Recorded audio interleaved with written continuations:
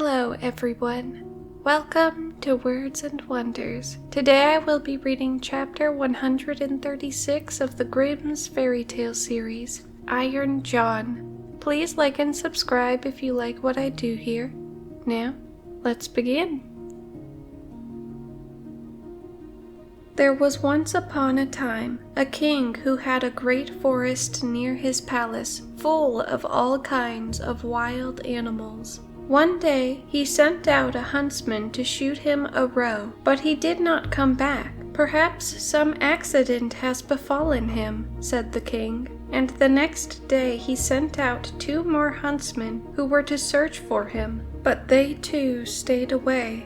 Then on the 3rd day he sent for all his huntsmen and said, "Scour the whole forest through, and do not give up until ye have found all 3. But of these also none came home again, and of the pack of hounds which they had taken with them, none were seen more." From that time forth, no one would any longer venture into the forest, and it lay there in deep stillness and solitude, and nothing was seen of it, but sometimes an eagle or a hawk flying over it. This lasted for many years, when a strange huntsman announced himself to the king as seeking a situation, and offered to go into the dangerous forest. The king, however, would not give his consent, and said, "It is not safe in there. I fear it would fare with thee no better than with the others, and thou wouldst never come out again." The huntsman replied, "Lord, I will venture it at my own risk. Of fear I know nothing." The huntsman therefore betook himself with his dog to the forest. It was not long before the dog fell in with some game on the way, and wanted to pursue it, but hardly had the dog run 2 steps when it stood before a deep pool, could not go farther, and a naked arm stretched itself out of the water, seized it, and drew it under. When the huntsman saw that, he went back and fetched 3 men to come with buckets and bail out the water. When they could see to the bottom, there lay a wild man whose body was brown like rusty iron, and whose hair hung over his face down to his knees. They bound him with cords and led him away to the castle. There was great astonishment over the wild man. The king, however, had him put in an iron cage in his courtyard, and forbade the door to be opened on pain of death. And the queen herself was to take the key into her keeping, and from this time forth everyone could again go into the forest with safety. The king had a son of 8 years, who was once playing in the courtyard, and while he was playing, his golden ball fell into the cage. The boy ran thither and said, "Give me my ball out." "Not till thou hast opened the door for me," answered the man. "No," said the boy, "I will not do that. The king has forbidden it," and ran away. The next day he again went and asked for his ball. The wild man said, "Open my door," but the boy would not. On the 3rd day the king had ridden out hunting, and the boy went once more and said, "I cannot open the door even if I wished, for I have not the key." Then the wild man said, "It lies under thy mother's pillow. Thou canst get it there." The boy, who wanted to have his ball back, cast all thought to the winds, and brought the key. The door opened with difficulty, and the boy pinched his fingers. When it was open, the wild man stepped out, gave him the golden ball, and hurried away. The boy had become afraid. He called and cried after him, "O wild man, do not go away, or I shall be beaten." The wild man turned back, took him up, set him on his shoulder, and went with hasty steps into the forest. When the king came home, he observed the empty cage, and asked the queen how that had happened. She knew nothing about it, and sought the key, but it was gone. She called the boy, but no one answered. The king sent out people to seek for him in the fields, but they did not find him. Then he could easily guess what had happened, and much grief reigned in the royal court. When the wild man had once more reached the dark forest, he took the boy down from his shoulder and said to him, "Thou wilt never see thy father and mother again. But I will keep thee with me, for thou hast set me free, and I have compassion on thee. If thou dost all I bid thee, thou shalt fare well. Of treasure and gold have I enough, and more than anyone in the world." He made a bed of moss for the boy on which he slept, and the next morning the man took him to a well and said, "Behold, the gold well is as bright and clear as crystal. Thou shalt sit beside it, and take care that nothing falls into it, or it will be polluted. I will come every evening to see if thou hast obeyed my order." The boy placed himself by the margin of the well, and often saw a golden fish or a golden snake show itself therein, and took care that nothing fell in. As he was thus sitting, his finger hurt him so violently that he involuntarily put it in the water. He drew it quickly out again, but saw that it was quite gilded, and whatsoever pains he took to wash the gold off again, all was to no purpose. In the evening, Iron John came back, looked at the boy, and said, "What has happened to the well?" "Nothing, nothing," he answered, and held his finger behind his back, that the man might not see it. But he said, "Thou hast dipped thy finger into the water. This time it may pass, but take care that thou dost not again let anything go in." By daybreak the boy was already sitting by the well and watching it. His finger hurt him again, and he passed it over his head, and then, unhappily, a hair fell down into the well. He took it quickly out, but it was already quite gilded. Iron John came, and already knew what had happened. "Thou hast let a hair fall into the well," said he. "I will allow thee to watch by it once more, but if this happens for the third time, then the well is polluted, and thou canst no longer remain with me." On the third day, the boy sat by the well, and did not stir his finger, however much it hurt him. But the time was long to him, and he looked at the reflection of his face on the surface of the water, and as he still bent down more and more while he was doing so, and trying to look straight into the eyes, his long hair fell down from his shoulders into the water. He raised himself up quickly, but the whole of the hair of his head was already golden and shone like the sun. You may imagine how terrified the poor boy was. He took his pocket handkerchief and tied it round his head in order that the man might not see it. When he came, he already knew everything, and said, "Take the handkerchief off." Then the golden hair streamed forth, and let the boy excuse himself as he might, it was of no use. "Thou hast not stood the trial, and canst stay here no longer. Go forth into the world. There thou wilt learn what poverty is. But as thou hast not a bad heart, and as I mean well by thee, there is one thing I will grant thee. If thou fallest into any difficulty, come to the forest and cry, 'Iron John,' and then I will come and help thee. My power is great, greater than thou thinkest, and I have gold and silver in abundance." Then the king's son left the forest, and walked by beaten and unbeaten paths ever onwards until at length he reached a great city. There he looked for work, but could find none, and he had learnt nothing by which he could help himself. At length he went to the palace, and asked if they would take him in. The people about court did not at all know what use they could make of him, but they liked him, and told him to stay. At length the cook took him in his service, and said he might carry wood and water, and rake the cinders together. Once, when it so happened that no one else was at hand, the cook ordered him to carry the food to the royal table. But as he did not like to let his golden hair be seen, he kept his little cap on. Such a thing as that had never yet come under the king's notice, and he said, "When thou comest to the royal table, thou must take thy hat off." He answered, "Ah, Lord, I cannot. I have a bad sore place on my head."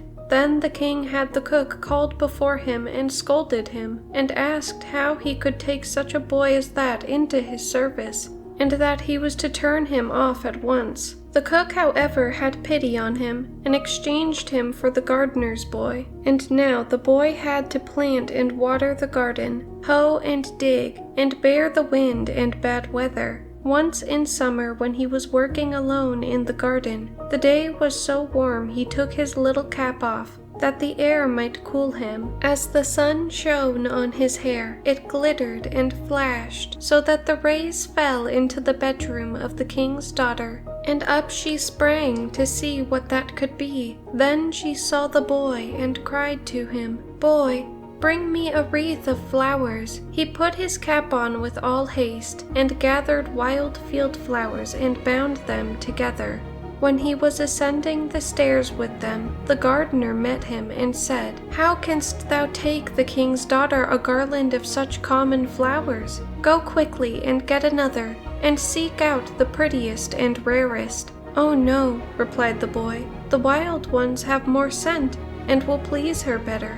When he got into the room, the king's daughter said, "Take thy cap off. It is not seemly to keep it on in my presence." He again said, "I may not. I have a sore head." She, however, caught at his cap and pulled it off, and then his golden hair rolled down on his shoulders, and it was splendid to behold. He wanted to run out, but she held him by the arm and gave him a handful of ducats. With these he departed, but he cared nothing for the gold pieces. He took them to the gardener and said, "I present them to thy children. They can play with them." The following day the king's daughter again called to him that he was to bring her a wreath of field flowers, and when he went in with it, she instantly snatched at his cap and wanted to take it away from him, but he held it fast with both hands. She again gave him a handful of ducats, but he would not keep them, and gave them to the gardener for playthings for his children. On the third day, things went just the same. She could not get his cap away from him, and he would not have her money. Not long afterwards, the country was overrun by war. The king gathered together his people, and did not know whether or not he could offer any opposition to the enemy, who was superior in strength, and had a mighty army. Then said the gardener's boy, "I am grown up, and will go to the wars also. Only give me a horse." The others laughed and said, "Seek one for thyself when we are gone. We will leave one behind us in the stable for thee." When they had gone forth, he went into the stable, and got the horse out. It was lame of one foot, and limped hobblety-jig, hobblety-jig. Nevertheless he mounted it, and rode away to the dark forest. When he came to the outskirts, he called, "Iron John," 3 times, so loudly that it echoed through the trees. Thereupon the wild man appeared immediately, and said, "What dost thou desire?" "I want a strong steed, for I am going to the wars." "That thou shalt have, and still more than thou askest for." Then the wild man went back into the forest, and it was not long before a stable boy came out of it, who led a horse that snorted with its nostrils, and could hardly be restrained,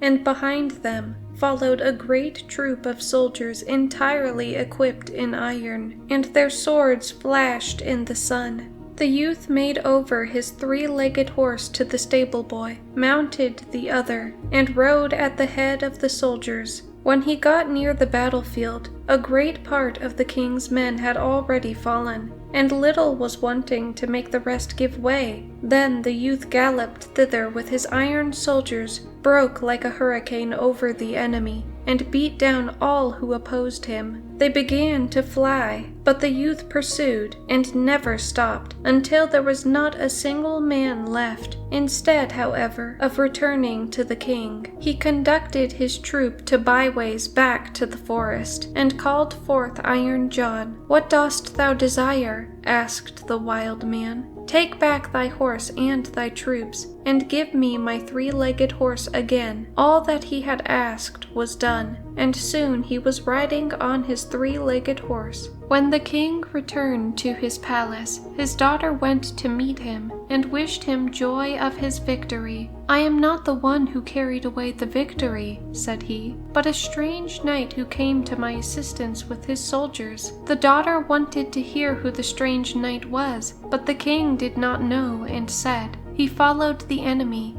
and I did not see him again." She inquired of the gardener where his boy was, but he smiled and said, "He has just come home on his three-legged horse, and the others have been mocking him and crying, 'Here comes our hobbledy-jig back again.'" They asked, too, "Under what hedge hast thou been lying sleeping all the time?" He, however, said, "I did the best of all, and it would have gone badly without me." And then he was still more ridiculed. The king said to his daughter, "I will proclaim a great feast that shall last for 3 days, and thou shalt throw a golden apple. Perhaps the unknown will come to it." When the feast was announced, the youth went out to the forest and called Iron John. "What dost thou desire?" asked he. "That I may catch the king's daughter's golden apple. It is as safe as if thou hadst it already," said Iron John. "Thou shalt likewise have a suit of red armor for the occasion, and ride on a spirited chestnut horse." When the day came, the youth galloped to the spot, took his place amongst the knights, and was recognized by no one. The king's daughter came forward and threw a golden apple to the knights, but none of them caught it but he. Only as soon as he had had it, he galloped away. On the second day, Iron John equipped him as a white knight and gave him a white horse. Again he was the only one who caught the apple, and he did not linger an instant, but galloped off with it. The king grew angry and said, "That is not allowed. He must appear before me and tell his name." He gave the order that if the knight who caught the apple should go away again, they should pursue him, and if he would not come back willingly, they were to cut him down and stab him. On the third day, he received from Iron John a suit of black armor and a black horse, and again he caught the apple. But when he was riding off with it, the king's attendants pursued him, and one of them got so near him that he wounded the youth's leg with the point of his sword. The youth nevertheless escaped from them, but his horse leapt so violently that the helmet fell from the youth's head, and they could see that he had golden hair. They rode back and announced this to the king. The following day the king's daughter asked the gardener about his boy. "He is at work in the garden.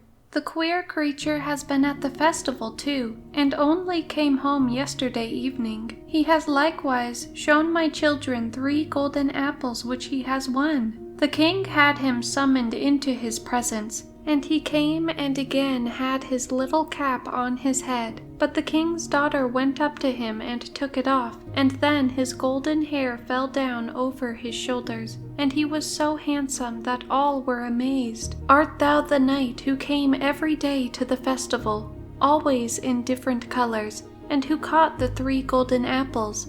asked the king. "Yes," answered he, "and here the apples are." And he took them out of his pocket and returned them to the king. "If you desire further proof, you may see the wound which your people gave me when they followed me. But I am likewise the knight who helped you to your victory over your enemies.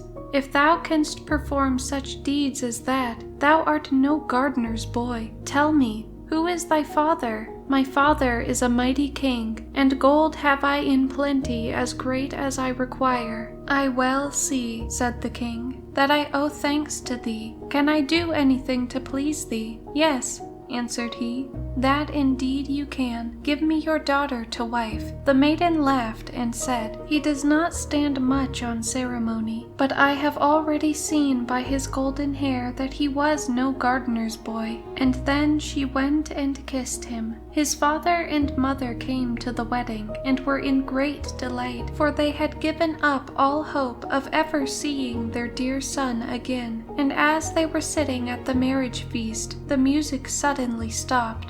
The doors opened, and a stately king came in with a great retinue. He went up to the youth, embraced him, and said, "I am Iron John, and was by enchantment a wild man. But thou hast set me free. All the treasures which I possess shall be thy property.